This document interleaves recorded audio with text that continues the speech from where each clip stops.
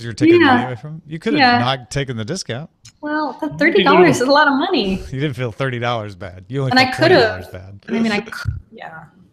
You need to go to a big box store because Best Buy does it. I stopped going to Best Buy for like almost 8 years, and then I found out that they'll like price match on Amazon. Even when Amazon does their like weekend special where something's like discounted 50%, it's like aha. Yep, I've done that at Best Buy too.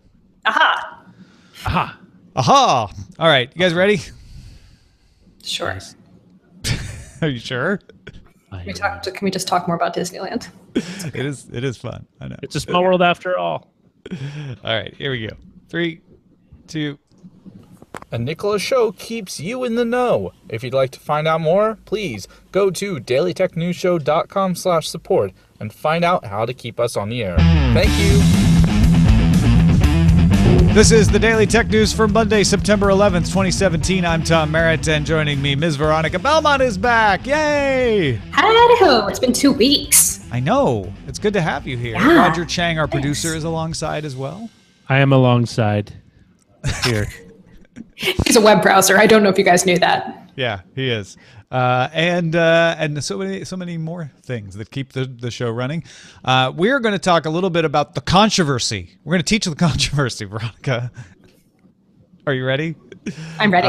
About whether Mac Rumors and 9 to 5 Mac should have reported on things that they knew regarding the Apple rumors. We're going to tell you about the Apple rumors in a little bit. Then we're going to talk about the whole Fury. I don't know if Fury might be overstating it, but like, is it a spoiler to report leaks? That's kind of what we're after. Anyway, let's start with a few tech things you should know. The Wall Street Journal's Chao Deng reports that the People's Bank of China drafted instructions that would ban domestic virtual currency exchanges. China will not ban people from investing in cryptocurrencies. They're not making it illegal to buy a Bitcoin. They're only saying you can't run an exchange, you can't use it for commercial trading. So they're limiting what you can do with it. I wonder, I guess I need to read into that. I'm curious to hear more about that. Google is partnering with iFix to offer free repair to Google Pixel phones damaged as a result of Hurricane Harvey. The offer runs through September 30th at 7 Houston area locations. This is a cool partnership. Super cool. It sounds like Google's footing the bill, basically. And this is a local chain of computer repair, phone repair shops, mostly in suburban Houston. But they're striking a deal. Say, hey, you got water damage that broke. It's not covered under your warranty because the Pixel's not waterproof. Come on in, we'll take care of it. That's great. Yeah. Consumers noticed that pins sent to customers to set up a credit freeze with Equifax were based on the date and time. Like the mutual sigh was really good. The pins were based on the date and time of the customer's request. So, of course, knowing when people were generally putting in the request, you could brute force any of these. Equifax told Ars Technica it is switching to randomly generated pins within the next 24 hours. Oh, you mean randomly generated pins, like the rest of the known tech world uses? Yes, what you should totally do. That is way to go. All right. We'll talk a little bit more about Equifax a little bit later, too. They did, we have to. Well, they did say that they are not applying their terms of service to people who are affected by the cybersecurity incident, although I'd feel more comfortable about that if they put it in their terms of service. However, the fact that they're saying it publicly probably means that they won't prosecute people. Here are some other top stories. Here's that leak. A leaked link was given to many outlets. It was even supposedly published on Reddit for a while. 9 to 5 Mac and Mac Rumors were able to access a gold master of iOS 11 from Apple servers. So this was directly from Apple. And the gold master has the actual names of things usually in it because this is the one that's going to be put on the production phones. Developer Steve Troughton-Smith dug into the D22 device tree, which indicates new iPhones to be announced tomorrow would be called the iPhone X, the iPhone 8, and the iPhone 8 Plus. The iPhone 8 models show a faster processor, wireless charging, and a new glass back panel.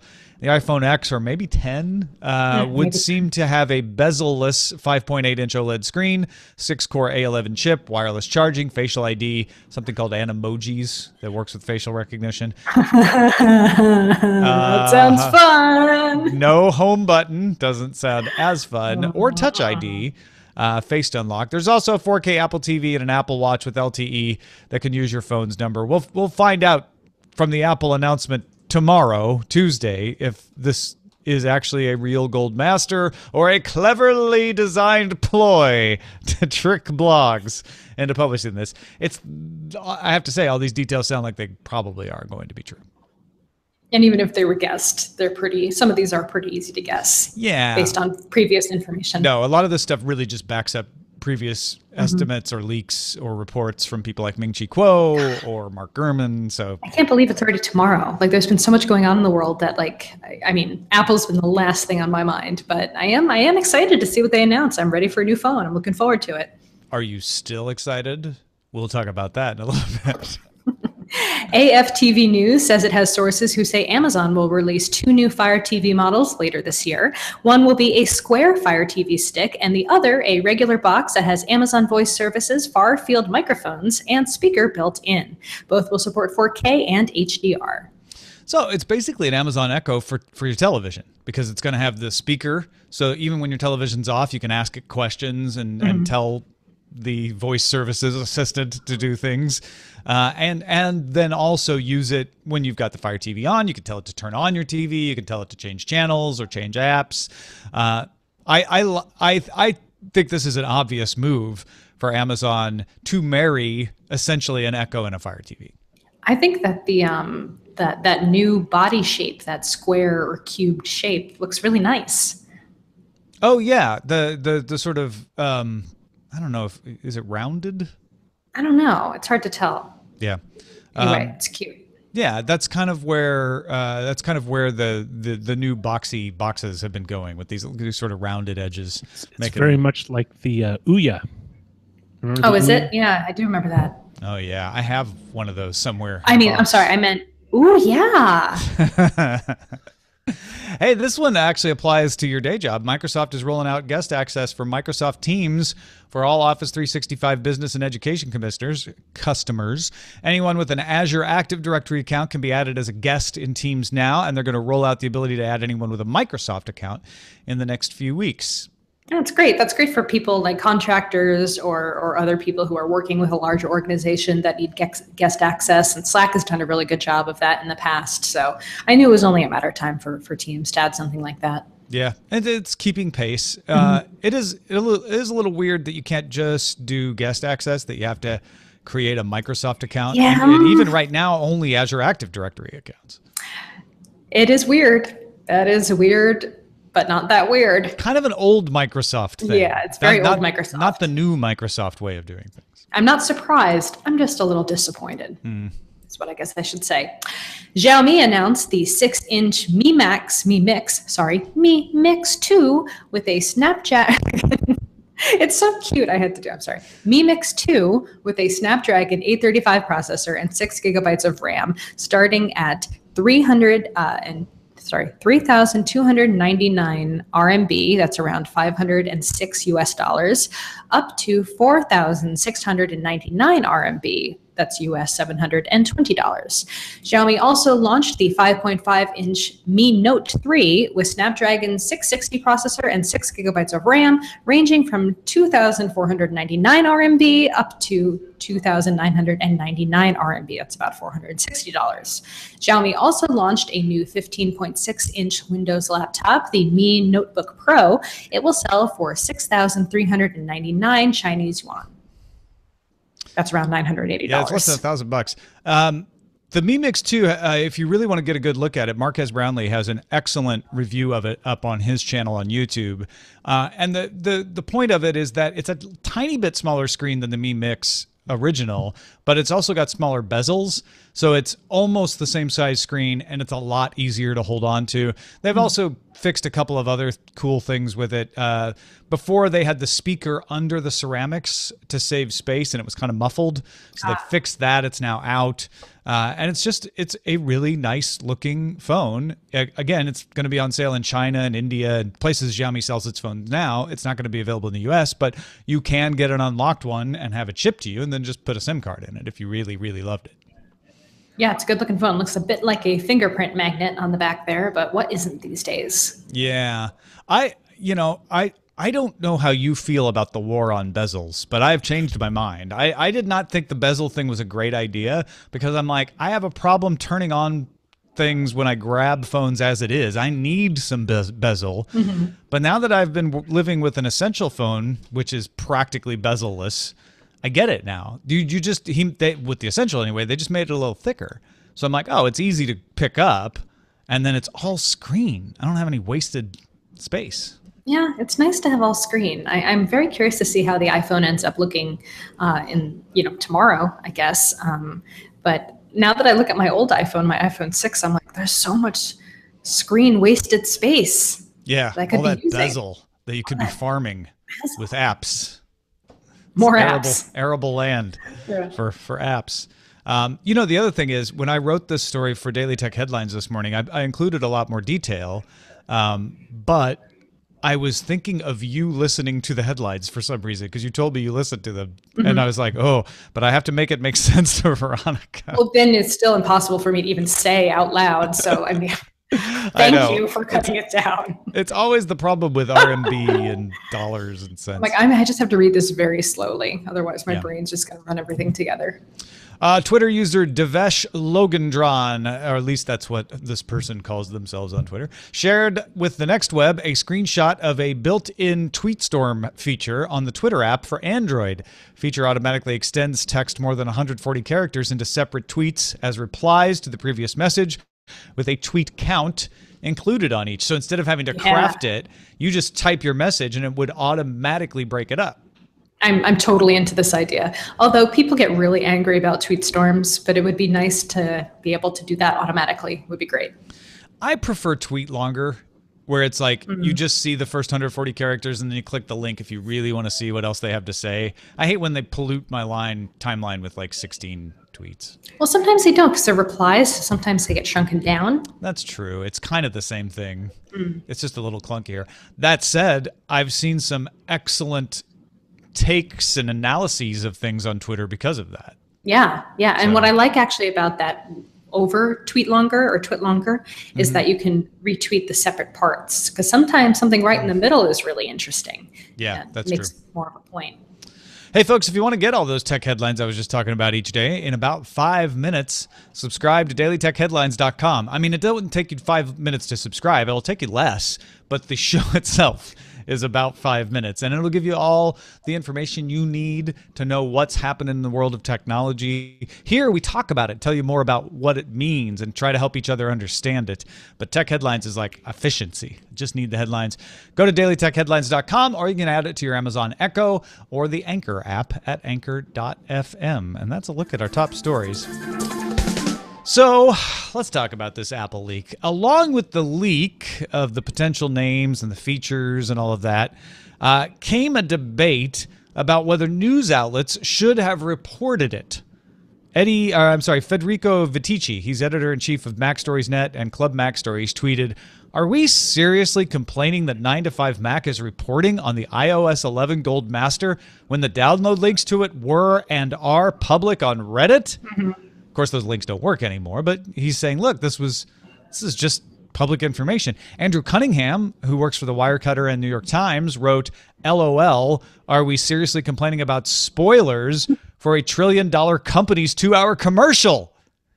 Now, on the other side of the fence, in the responses were a lot of people talking about Apple.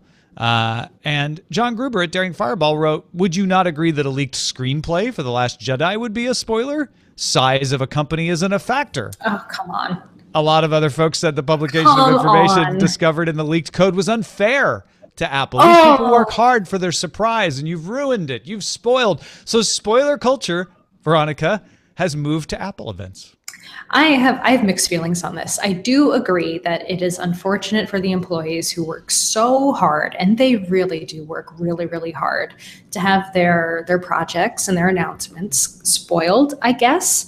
But at the same time, if something is on the public internet, like they're an Apple blog, like this is literally their job. Like their job is to report on Apple news. And if there's something that seems, if there's a good chance that it's true at the very least, or something that seems reasonably true, if they're marking it as a rumor and publishing it, that's just what they do. I'm sorry. I would never complain about that. If you don't like spoilers, don't read them.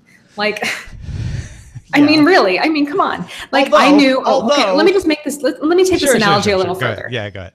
The Game of Thrones season finale was leaked. Like, it was out there. There were spoilers about it. It was all over if you wanted to find it. I managed to just not be spoiled because I didn't go looking for it. I didn't want to watch the episode. It maybe something could happen that I would see on Twitter accidentally. That's happened in the past. But also, spoilers have proven time and time again to not actually affect your enjoyment of the content. Like, there have been studies done. Like, maybe it's different from person to person. But I don't think I've ever watched something unless it was like a super like M. Night Shyamalan style twist where like it absolutely you never would have known that a spoiler has ruined something for me. So I just think that's a lame comparison. Okay. And yes, they're a big freaking company. They are a massive multi-million billion-dollar corporation. Like I'm sorry if I'm having a little trouble shaking out some sympathy for them. But the only criticism I have for what you're doing is you're making it equivalent. You're saying that a spoiler for a movie is the same as a spoiler for an Apple event. Well, no, because I didn't give a spoiler. No, I'm saying earlier. if you're using that logic, then that logic is bad, is what I'm saying. But okay, you're saying you could avoid the spoilers, but I don't. There's not a culture. There's a culture of me saying, "Hold on, we're going to talk about the Game of Thrones finale now," right? Like even when you talked about it, I'm like, "Ooh, I better not." I want to use it as an example, but I better not say what happened in case somebody hasn't seen it. I don't think about that when somebody's like, "Hey, we found the Gold Master, and the name of the iPhone is going to be this." But that's what people are saying is like, "Oh, you should have given us a spoiler alert before putting it in the headline." And I'm sorry, where does John Gruber get off saying, like, defending Apple about this kind of stuff? Like, I'm sorry, if someone passed him along a massive tip on something, he'd probably post about it, right? He has posted and about I'm it pretty before. sure he's done that in the past. So, like, tiny violin, I don't really care. It's stupid to be upset about. It's a tech company. It's not a big deal. Okay, you have forced me to take the opposite side, even though I 99.99% agree with you. I'm ready. But I do. So come at me, bro. You may be right that it is not reasonable, but people are definitely feeling it, right? So why are people feeling frustrated? And I think it is particular to Apple. I mean, other companies like Samsung, for instance, when they released the Galaxy Note 8, they just put all the information online at the beginning of the announcement, right? They spoiled themselves. I've seen other companies do that because there's not the same level of expectation. Well, because Apple has this cult of personality. They have this whole, like, this is how they unveil stuff. And I get so that. They don't have to do that. I mean, you've heard people say, oh, it's like Christmas. The Apple event is today. And you've ruined Christmas for them. But you know what else? The only people who really care are people like you and me. I don't think the average American citizen who's probably going to buy an iPhone and will find out what the announcements are like the day after the event takes place really care that some Apple rumor site, and I'm not calling these sites that, I'm just saying any site that happens to publish Apple rumors. Yeah, we're not, be careful of that, because 9to5Mac and Mac Rumors are great publications. Awesome. They're news publications. Yeah. You know why I'm saying that? I'm thinking back to the days when like people used to call like Engadget and stuff like tech rumor blogs or whatever. You know, that's not what they're all about. But they're money-making operations too. They have a duty to their readers and their, it is a little weird. I mean, this isn't, life or death issues, right? Usually the line goes like a journalism is defending the public's right to know. And a lot of times it's in the public interest to know, like, hey, this is happening. Like the Equifax, uncovering things about Equifax is an important job of journalists to do. On the other hand, the Gold Master, nobody lives or dies on that. If a publication decided to sit on it for a day or two, they'd really just be losing traffic. They'd just be hurting themselves. Yeah. So I get where people are like, they didn't have to publish it. At the same time, they also don't have a responsibility to keep Apple's secrets. No. Is Apple paying their bills? No. So are they haven't broken any laws by looking at this. Someone probably inside Apple gave them this link. It's very hard to believe that someone else could have come up with this link. If you don't understand, the link was a public URL. It didn't have any password protection on it, but it was such a long, complex URL that you would have had to know it to get to it. It would be almost impossible to brute force and guess. And so the thinking is it had to have been somebody inside Apple, possibly somebody in manufacturing who was having access to it could have leaked it too. Well, but this is like what Apple's been saying, and something that we also read about, was how they're really cracking down on their supply chain leaks. Yeah. And now most of any leaks come from within the company itself, from on campus.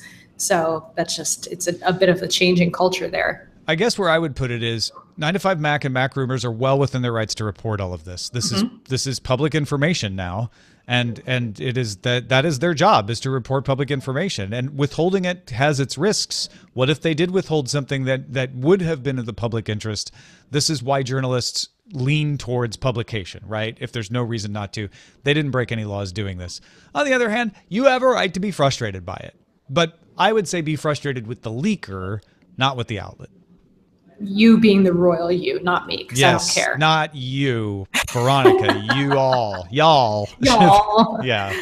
Yes. Should take your frustrations out on the person who let this out. That shouldn't have happened. And maybe password protect those gold masters in the future. I don't know. I guess do something. Pass along the password at that point, but. Anyway, thanks to everybody who participates in our subreddit. This was obviously a big subreddit topic today. You can submit your stories and vote on them at dailytechnewsshow.reddit.com. And if you want to talk to other folks in the know, in the audience about this, go to facebook.com/groups/dailytechnewsshow. We'll finish up with some Equifax emails. Kevin Brown says, am I overreacting to say this appears to be criminal negligence on the part of Equifax executives? It takes little imagination to think they would be one of the most desirable targets of a hacking attack. Their data security practices should be supreme. Why would they allow a breach in what sounds like a not overly sophisticated attack, which could have involved any number of paths they seem to have left open? All right. Criminal negligence is a particular thing. There's reckless behavior, and then there's criminal recklessness and criminal negligence. Reckless is when you did know better and you just didn't do anything. Negligence is when you should have known better, and a lot of times courts will treat them the same, to be honest.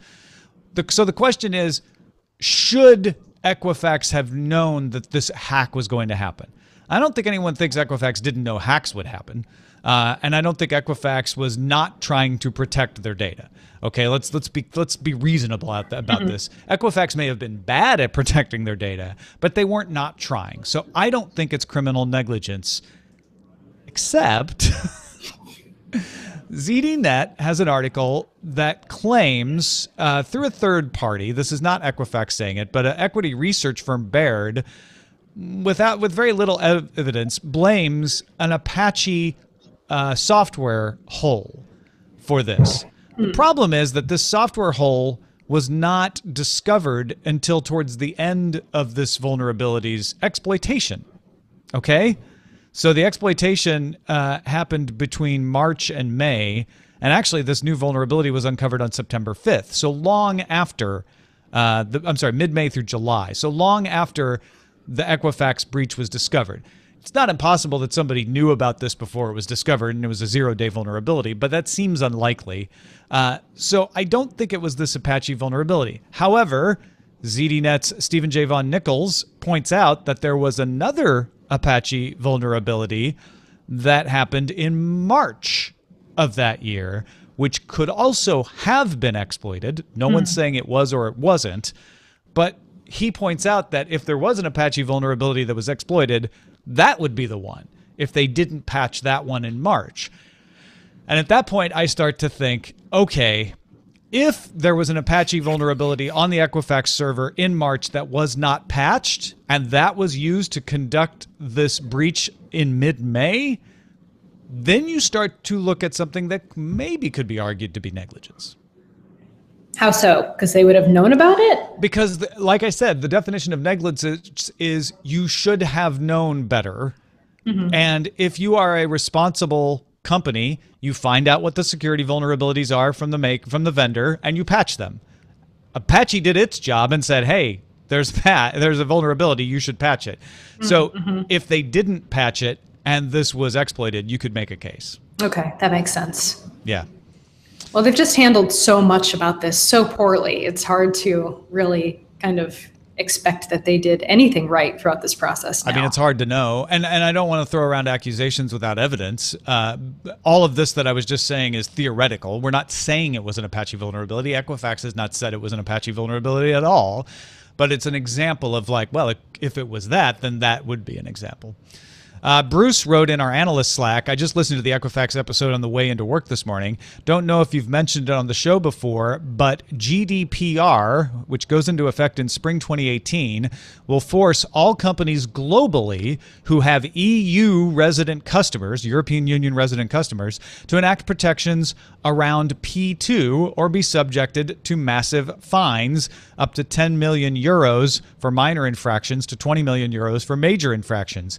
It's very involved, but basically you have to put protections in place around data at rest or in motion, can only share data with folks who have similar protections, and with consent, record acceptance about what data you collect, enable the right to be forgotten, enforce data retention rules, etc. It won't help with companies like cable companies who are by scope only serving customers in the US, but a huge number of companies in the US are impacted, even though many don't know it yet. It remains to be seen how enforceable it will be. I'm running the dev side of things at our company, and it reminds me of Y2K, he says. So this doesn't necessarily help anybody in the US right now, but it's the kind of thing that will encourage companies to play it better with their data. It's a big problem right now. I think that kind of goes without saying, but companies really have to be very careful with this stuff. And users have to be very aware of where their data is and how it can be used and what they sign off on, especially for this kind of thing that Equifax is doing with the, basically you sign away your rights to a class action lawsuit by agreeing to their new terms or whatever it is. And yeah, it's just the consumer has a responsibility to be aware too. And that's what's so disturbing about this hack is that you didn't put your information in Equifax's database in a lot of cases. This is a credit reporting agency that collected it about you. So to be fair, Equifax is trying to say, we are not going to waive your right to trial, force you into arbitration if you are taking advantage of our credit monitoring because of this incident. They're saying that now? They are saying that. They've put it on their FAQ. They've publicly stated it in several cases. They haven't put it in their terms of service. That's what you were talking about earlier. Okay, I retract my earlier statement then. But they're probably not going to. It would not be in their best interests to force someone into arbitration if there was a case. And there are plenty of class action cases being collected, so that's going to happen. Well, that is it for this episode of the Daily Tech News Show. Veronica Belmont, what you got going on? We've got, let's see, what do I got going on? The final episode of this season of IRL is coming out next week. So if you haven't been listening and want to catch up, you can get all the episodes at irlpodcast.org. That is IRL, the letters, podcast.org. And we're going to be coming back for season 2, I think. Oh, congratulations. That's great. So yeah, definitely check that out. And yeah, Sword and Laser, we're going to have Annalee Newitz on the show this week. So we're going to be interviewing her. So we should probably start taking some questions for that. So lots of good stuff going on in the podcast world. Check it out, swordandlaser.com. Thanks to everybody who gives a little value back to this show for the value they get from the show. We are just about $1,000, just a little more than $1,000 away from our next milestone. What do you get if we make that next milestone? Well, here's someone else to give you the scoop. Hey, DTNS patrons. How are ya? It's Sarah Lane here. Hey, when we hit the $20,000 milestone on Patreon, I'm going to join Tom as a regular co-host alongside the rest of the DTNS co-hosts, whether they like it or not. Hey, but that's not all. Reaching that milestone is going to bring you a bunch of extra content, an expanded roundtable show, DTNS labs, and anything else we can think of that we think you'd like. But we do need your help. Go to patreon.com/DTNS and help us out. Any amount helps, any amount you can. And also check out the cool rewards you're going to get there too.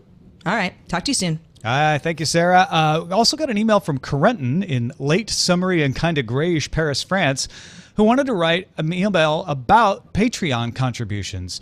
Corentin writes, when I heard that Sarah Lane might be joining the show here, I was thrilled and decided to up my pledge to make that happen. But the thing is, I was already at the associate producer level and couldn't really shell out the $10 to become co-executive producer. So I sadly closed my tab, hoping other people would pick up the slack for me. But then I remembered. I I didn't have to jump from one tier to another. I could just up my reward while staying at the same level just by going to the My Pledge section and entering the amount I wanted to donate. So instead of going from 5 to 10, say go from 5 to 6.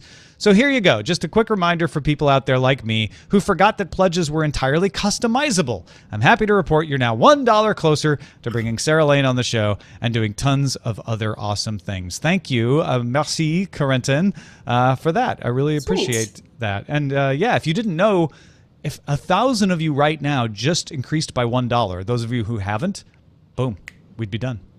Our email address is feedback@dailytechnewsshow.com. We're live Monday through Friday, 4:30 p.m. Eastern, 2030 UTC at alphageekradio.com and diamondclub.tv. And our website is dailytechnewsshow.com. Back tomorrow with the soon-to-be father, Patrick Beja. Talk to you then. This show is part of the Frog Pants Network. Get more at frogpants.com. Diamond Club hopes you have enjoyed this program. Patrick Beja's gonna be a daddy. Yay! He posted it. He knows, right? All of his Patreons. Oh, I don't know if Sonia told him. No. Yes, he knows. He told me a long time ago. I've been sitting on this secret forever, and then he finally made it public today. So, very exciting. Nice. Yeah. So, Roger, what should we call this show? Tell us. Well, you can have one bad Apple leak spoils the whole bunch. Or on bezels, Harvey break Google fix. Ooh-yah. Ooh-yah. iPhone X files. Not surprised, just disappointed. That's what my parents tell me. Tom needs some bezel. Fire TV is so square.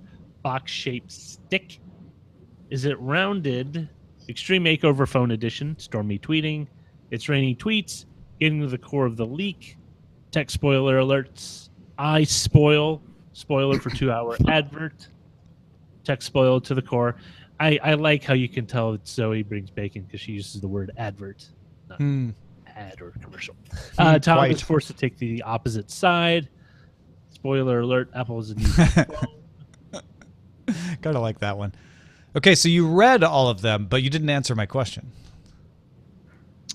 I would say, I mean, that's the title of the show. Just M's. Just,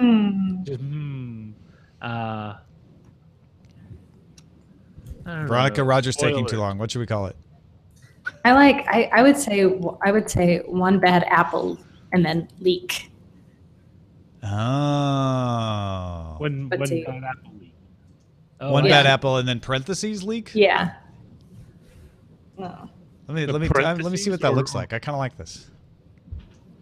One bad apple leak. Oh yeah, I like that. Here, I'll submit it for you in the chat room. Done. And then people can vote on it. Even though we're probably going to use it anyway. There, see? One bad apple leak. I don't get it. What don't you There get? it is. There, I got it. One bad apple leak spoils the whole bunch, girl. Yeah. Time for the lead now. Yeah, it's winning now. Yeah. Oh, wow. It's shot to the top. It's shot. Well, you know, if Apple's having trouble with leaks, they should buy out Depends. Yeah, that's the 90s version of that joke. What? Oh, okay. What's the 21st century version, Tom? I saw when I was watching Weather Nation. And tell me. I was watching Weather Nation yesterday. They had an infomercial for some kind of tape. I can't remember the name of it now, unfortunately, that would stop leaks.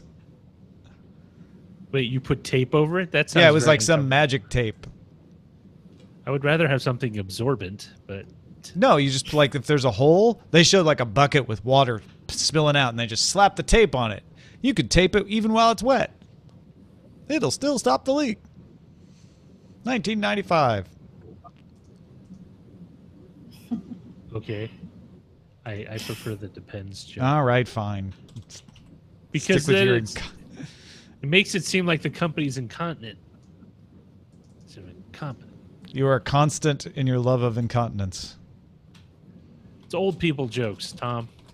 Talk about when you get to our age. Swapping stories. Flex tape? Is it flex tape? That's what W. Scottus says. Flex tape. Maybe it's flex tape. Does flex tape have infomercials? Oh, are you talking? Oh, the tape. I was thinking of the rubber, like. Oh yeah, it's totally flex tape. That rubber compound that you could put in. Seal a boat with it. Yeah. Apple needs flex tape. That should have been the title.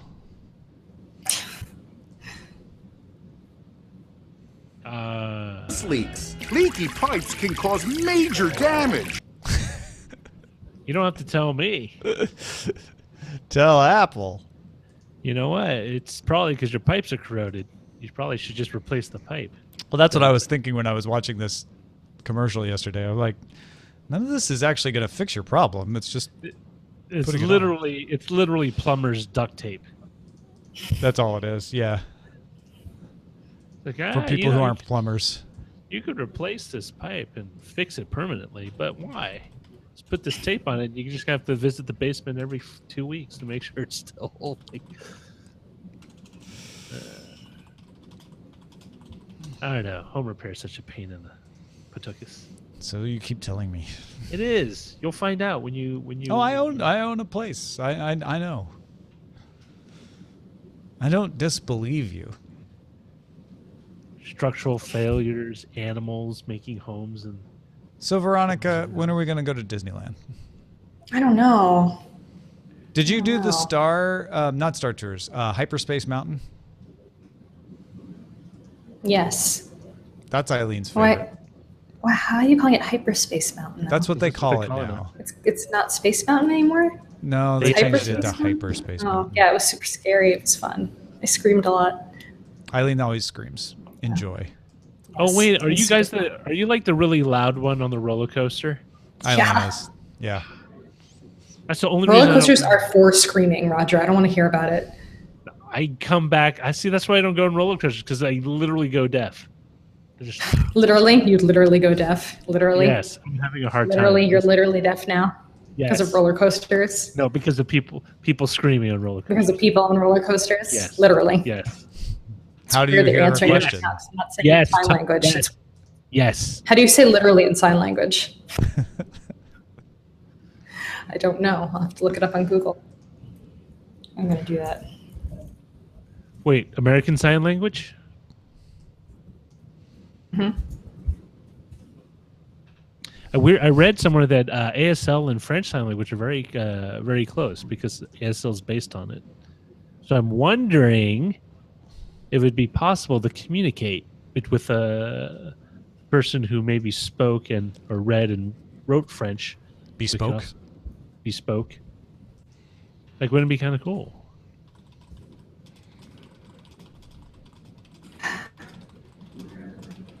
May not be a word for it. May not be the right.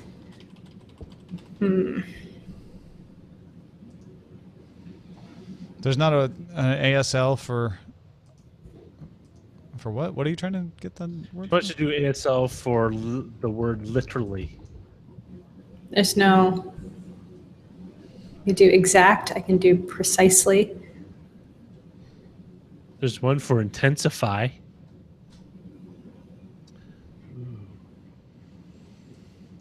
Make something more intense. More intensity.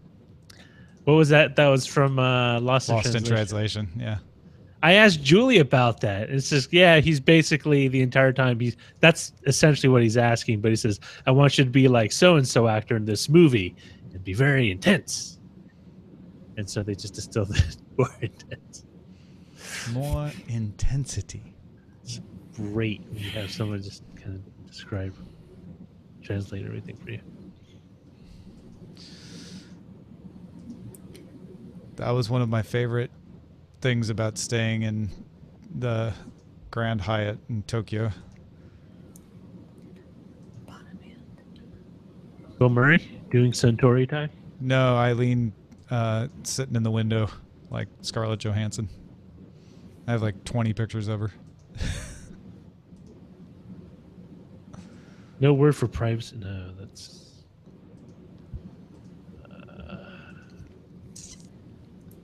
What's that, Roger? Literally. Literally. So wait, you spent a minute for that gag? That gag. This is what I get. I was hoping like a little snake. It's exact. That pops out It's actually exact. Oh, the word is the word you're making is exact. Mm-hmm. For those of you listening to audio, Veronica is making the ASL sign for exact.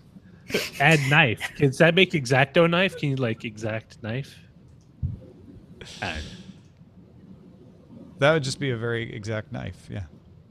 Like exacto knife, but you can say. I don't know if I'm rotating the right way, but it's okay. That's what she said. Ooh, this is cool. Or you're just lost in ASL now, aren't you? Perfect.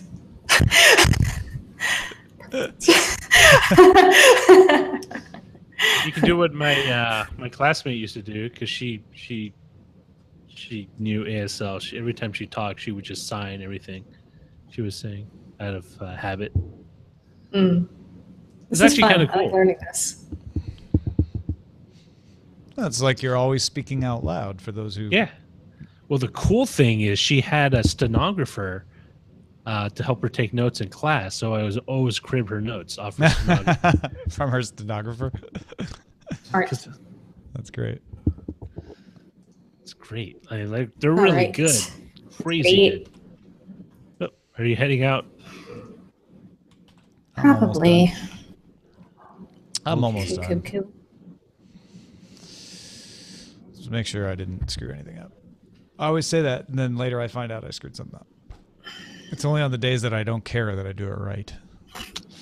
You know, isn't that a little kind of the Tao philosophy? Is it? I spell Xiaomi right? Xiao, right? Yes. Xiaomi.